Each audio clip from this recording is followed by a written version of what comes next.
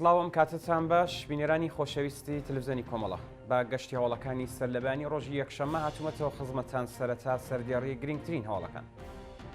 بەڕێوەچوونی مەراسمی پرسە و سەرخۆشی عەلی زەندی لە شاری سنە، هێرشی مامورانی ڕژیم بۆ سەر کۆبوونەوەی خەڵک لەسەر مەزاری ئارمیتا گەراوەند، یان لەدەستان و برینداربوونی چەند کەس لە ڕووداوێکی هاتوچۆ لە جادەی سنە بۆ کامیاران، کوژرانی حەوت منداڵ بەهۆی تەقینەوەی بۆمب لە ڕۆژاوای کوردستان، بێکارکردنی 72 کرێکار لە کارخانەکانی سیمانی ئەهواز و کۆمبانی سازی تەورێز و داهاتی 30 ملیارد تمەنی ڕژیم لە فرۆشی پێبەندی ئەلکترۆنی.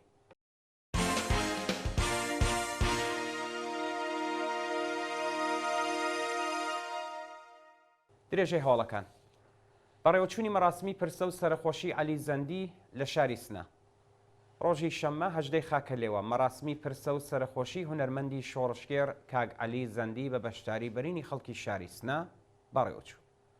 ڕۆژی پێنجشەممە 16 خاکە لێوە هاوڕێی خۆشەویست کاگ عەلی زەندی هونەرمەندی شۆڕشگێر و پێشمەرگەی دێرینی کۆمەڵە بەهۆی نەخۆشی لە وڵاتی کانەدا ماڵاوی لە ژیان کرد. کاگ عەلی زەندی ماوەیەک چەکی پێشمەرگایەتی کۆمەڵەی لە شان کرد. پاشواسێنان لە پێشمەرگایەتی وەک هونەرمەندێکی دڵسۆز دژ بە کۆماری ئیسلامی درێژەی بە چالاکی هونەریدا و لە زۆر بۆنە و ڕێڕسمەکانی کۆمەڵەدا بەشداری کرد و بە دەنگە بەسۆز و بە تینەکەی ئومێدی دواڕۆژێکی گەشی بە بەشدارانی ئەو مەراسمەدا. کاگ عەلی خزمەتێکی زۆری بە هونەری شۆڕشگێڕی لە کوردستان کرد و خۆشەویستی جەماوەرێکی بەرین بە تایبەتی لە شاری سنە و مەڵبەندی جنوبی کوردستان بوو. کۆبوونەوەی کارمەندانی ئوستانداری لە ئیلام ڕۆژی شەممە 18 خاکە لێوە کارمەندانی ئوستانداری ئیلام لە ئاستۆخی خراپی مەعیشەت ناڕزایەتیان دەربڕی. بە پێی زانیاریەکان کارمەندانی ئوستانداری ئیلام لە ئاستنەدانی حەقدەستی دواخرا و هەرداخنەکردنی جێژنانە و پاداشتی کۆتایی ساڵ ناڕازین و دەڵێن بەهۆی دواکەوتنی حەقدەست و کەمی ئاستی حەقدەست لە دۆخێکی دژواردا ژیان بەسەرەبن. هێرشی مامورانی ڕژیم بۆ سەر کۆبوونەوەی خەڵک لەسەر مەزاری ئارمیتا گەراوەند. ڕۆژی شەممە 18 خاکە لێوە ساڵڕۆژی لەدایکبوونی ئارمیتا گەراوەند بوو و کۆمەڵێک لە خەڵکی ئازادی خواست هاوڕێ لەگەڵ بنەماڵەکەی لەسەر مەزاری کۆبوونەوە، بەڵام مامورانی سەرکوتگەری کۆماری ئیسلامی هێرشیان کردە سەریان و کۆبوونەوەکەیان تێکدا.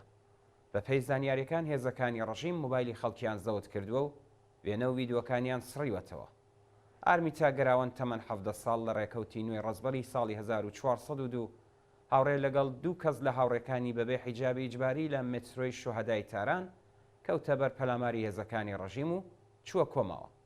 ئەو کچە مێر منداڵە پاش 28 ڕۆژ بەستەری بوون لە نەخۆشخانەی فەجری تاران لە بەرواری 6 خەزەڵوەری 1402 گیانی بەخت کرد. یان لە دەستان و برینداربوونی چەند کەس لە ڕووداوێکی هاتوچۆ لە جادەی سنە بۆ کامیاران. ڕۆژی شەممە 18 خاکە لێوە بەهۆی ڕووداوێکی هاتوچۆ لە مەحوەری سنە بۆ کامیاران 2 کەس گیانیان لەدەستا و چەند کەسی دیکەش بریندار بوون. بە پێی زانیاریەکان ڕووداوەکە لە نێوان 2 سەواری پژۆ 405 لە جادەی سنە بۆ کامیاران ڕوویداوە و 2 کەس لە سەرنشینەکان دەستبەجێ گیانیان لەدەستاوە. لەو ڕووداوەدا چەند کەسی دیکەش بریندار بوون کە بە مەبەستی وەرگرتنی چارەسەری پزیشکی ڕەوانەی ناوەندە دەرمانیەکان کراوە. کوژرانی حەوت منداڵ بەهۆی تەقینەوەی بۆمب لە ڕۆژاوای کوردستان. ڕۆژی شەممە 18 خاکە لێوەی 1403 هەتاوی حەوت منداڵ بەهۆی بۆمبێکی چێندراوی داعش لە دەوروبەری شاری دەرعا لە ڕۆژاوای کوردستان گیانیان لەدەستا. پێشتر و لە چەند ڕووداوی هاوشێوەدا لە ڕۆژاوای کوردستان چەندین کەسی مەدەنی لە کاتی کۆکردنەوەی کارگ بەهۆی تەقینەوەی بۆمبی چێندراوی سەردەمی شەڕی داعش ببوونە قوربانی. لەلایەکی دیکەوە ڕێکخراوی نەتەوەیەگرتووەکان لە راپۆرتێکدا ڕایگەیاند کە هەر دەدەقا لە وڵاتی یەمەن منداڵێک بەهۆی شەڕ یان برسێتی گیانی لەدەستەدات و 80% خەڵکی وڵاتە لە ژێر هێڵی هەژاریدا دەژین. کۆبوونەوەی خەڵکی ئەمبەرابادی کرمان دژبە بێئاوی.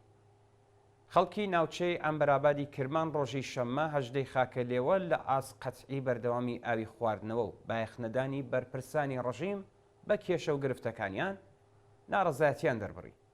بە بە پێی ڤیددیوانی لە تۆڕە کۆمەڵایەتیەکان بڵاوکراوەتەوە خەڵکی ناڕازی ئەمبەرابات لەگەڵ ئۆتۆمۆبیلەکانیان جادەکانیان داخستووە و دەڵێن سپای پاسەڕان ئاوی هەلیل ڕود و جازموریانی بۆ باکووری پارێزگای کرمان گواستوتەوە. بەوتەی چالاکانی مەدەنی سپای پاسەڕان بە لێدانی پرۆژەی گواستنەوەی ئاوی باشووری کرمان بۆ کارخانەکانی باکووری ئۆستان دەیان کێشەی بۆ کەشاوەرزان و دانیشتوانی شارەکانی باشووری ئەو پارێزگایە ساز کردووە و وەڵامدەرەوەی داخوازی خەڵکیش نییە. بێکارکردنی 72 کرێکار لە کارخانەکانی سیمانی ئەهواز و کۆمپاینسازی تەورێز. بە پێی راپۆرتەکان بەڕێوەبەرانی دوو کارخانەی سیمانی ئەهواز و کۆمپاینسازی تەورێز هاوکات لەگەڵ ساڵی تازەی هەتاوی 72 کرێکاریان لەسەر کار دەرکردووە. بەوتەی کرێکارانی کارخانەی سیمانی ئەهواز 70 کرێکاری ئەو ناوەندە کە 1 بۆ 2 ساڵ پێشینەی کاریان هەیە لەلایەن خاوەنکارەوە بەبێ هۆکار لەسەر کار دەرکراون بەبێ ئەوەی داخوازیە دواخراوەکانیان پەرداخ بکرێت. لەلایەکی دیکەوە بەڕێوەبەرانی کارخانەی کۆمباینسازی تەورێز لە ڕۆژانی سەرەتایی نەورۆزدا دوو کرێکاریان بە ناوەکانی داود حسین زادە و محەممەد بەرزگەر بێکار کرد و ڕایان گەیاندووە کە پێویستمان بەو دوو کەسە نییە. پاش سەرهەڵدانی کێشەی دارایی لەو کارخانەیە زۆربەی کرێکاران بێکارکراون و تەنیا 20 کرێکار بە 22 ساڵ پێشینەی کاریەوە تێدا کار دەکەن. بەڵام لە ڕۆژی 6 خاکەلێوە دوو کرێکار لەلایەن خاوەنکارەوە لە سەرکار دەرکراون. لە حاڵێکدا هێشتا 5 مانگ حەقدەستی دواخراویان پەرداخ نەکراوە و جێژنانە و پاداشتی کۆتایی ساڵیان وەرنەگرتووە. کوژرانی سێ ئەندامی هێزە ئینتزامیەکانی ڕژیم لە بەلوچستان. ڕۆژی شەممە هەژدەی خاکەلێوە چەکدارانی نەناسرا و هێرشیان کردە سەر پاسگای ئینتزامی سەرجەنگەڵ و شەڕ و پێکدادان هاتارەوە.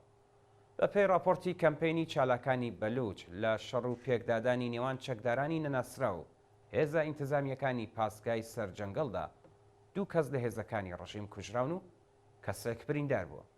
شایانی باسە کە هێشتا هیچ گروپێک بەرپرسیارەتیە و هێرشەی لە ئەستۆ نەگرتووە. درێژەی مانگرتنی سپیدە قولیان و خراپی دۆخی تەندروستی. سپیدە قولیان زیندانی سیاسی کە ماوەی بەندکرانی لە زیندانی ئەڤیندا تێپەڕ دەکات لە ناڕزایەتی بە دوورخستنەوەی لە زێدی خۆی دەستی داوەتە مانگرتن لە خواردن و دۆخی تەندروستی ناجێگیرە. مهدی قولیان برای سپیدە لەو بارەوە ڕایگەیاند سپیدە کێشەی گوارشی هەیە و ئەمڕۆ سێهەمین ڕۆژی مانگرتن لە خواردنە کە تێپەڕی دەکات و نیگەرانی دۆخی تەندروستی ناوراوین. مهدی قولیان هەروەوتی هیچ سەختی و دژواریەک نەیتوانی سپیدە بە قەناعەت بگەێنێت کە لە بەرامبەر خواستی مەئمورانی ڕژیم سەردانەنەوێت. نەتەبعید و نەئەشکەنجە ورەی ئەو چالاکە سیاسی نەشکاندووە و مەیلێکی عەجیبی بە ژیان و بەرخۆدان هەیە. داهاتی 30 ملیار تمەنی ڕژیم لە فرۆشی پێبەندی ئەلەکترۆنی. لە حاڵێکدا لە هەموو شوێنێکی جیهان پێدانی پێبەندی ئەلەکترۆنی بە بەندکراوان لە ئەستۆی دەوڵەتدایە، کۆماری ئیسلامی پێبەندی ئەلەکترۆنی وەکو ئامرازێک بۆ کۆکردنەوەی داهات بەکاردێنێت. بە پێی زانیاریەکان کۆماری ئیسلامی لە یاسای بودجەی ساڵی ڕابردوودا داهاتی ڕێکخراوی زیندانەکانی لە فرۆشتنی پێبەندی ئەلەکترۆنی 30 میلیار تمەن پێشبینی کردبوو. لە حاڵێکدا ئەوە تەنیا بەشێک لە داهات و سەرچاوەکانی ماڵی ئەو ڕێکخراوەیە لە ساڵی 1402 بووە و هیچ کات ئەو سەرچاوە داراییانە بۆ دابینکردنی ئیمکاناتی ڕفاهی بەهداشتی و دەرمانی بۆ بەندکراوان بەکار نهاتووە. بەرزبوونەوەی بەردەوامی نرخی دۆلار و یۆرۆ لە بازاڕەکانی ئێران. ڕۆژی شەممە هەژدەی خاکەلێوە هەر دۆلاری ئەمریکی لە بازاڕەکانی ئێران بە 65,300 تمەن معاملەی پێوەکراوە و بەهای یۆرۆ سنووری 71,000 تمەنی تێپەڕ کرد. ڕەوەندی هەڵکشانی نرخی ئەرزی بیانی لە بازاڕەکانی ئێران پاش هێرشی ئیسرائیل بۆ سەر کونسولخانەی کۆماری ئیسلامی لە دەمشقی سووریە بەردەوامە و پێشبینی دەکرێت کە لە ئەگەری وەڵامدانەوەی کۆماری ئیسلامی بە هێرشەکانی ئیسرائیل نرخی دۆلار و یۆرۆ ڕکۆردێکی مێژووی تۆمار بکات. بە وتەی سەرچاوەکانی هەواڵ بەرزبوونەوەی نرخی دۆلار ناڕزایەتی بەرینی بازاڕیانی لێکەوتوێتەوە و گوشارێکی زۆر بۆ کاسبکاران و خەڵکی ئاسایی هاتووە. دوا هەواڵمان سەبارەتە بە کوژران و برینداربوونی چەندین هێزی حیزبوڵای لوبنان لە هێرشەکانی ئیسرائیل. لا هێرشەکانی 24 کاتژمێری ڕابردووی ئەرتەشی ئیسرائیل بۆ سەر بنکەکانی حیزب الله و گروپی ئەمەل لە لوبنان دە ئەندامی ئەو دوو گروپە کوژراون. بە پێی راپۆرتەکان لە هێرشی ئاسمانی فڕۆکەکانی ئیسرائیل بۆ سەر بنکە نظامیەکانی حیزب الله و گروپی ئەمەل لە باشووری لوبنان 6 ئەندامی حیزب الله و 4 ئەندامی ئەمەل کوژراون و چەند کەسی دیکەش بریندار بوو. هەروەها بەهۆی بردمانی بنکەکانی حەماس لە ئوردوگای نسیرات و خانیونس لە کەرتی غەزە 3 کەس یانیان لەدەستا و 10 کەسی دیکەش بریندار بوو. بەڵێ عزیزان و خۆشەویستان گەشتی هەوڵەکانی سەرلەبانیتان پێشکەشکرا. فەرمون بۆ بینینی درێژەی بەرنامەکانی تلڤیزیۆنی کۆمەڵ.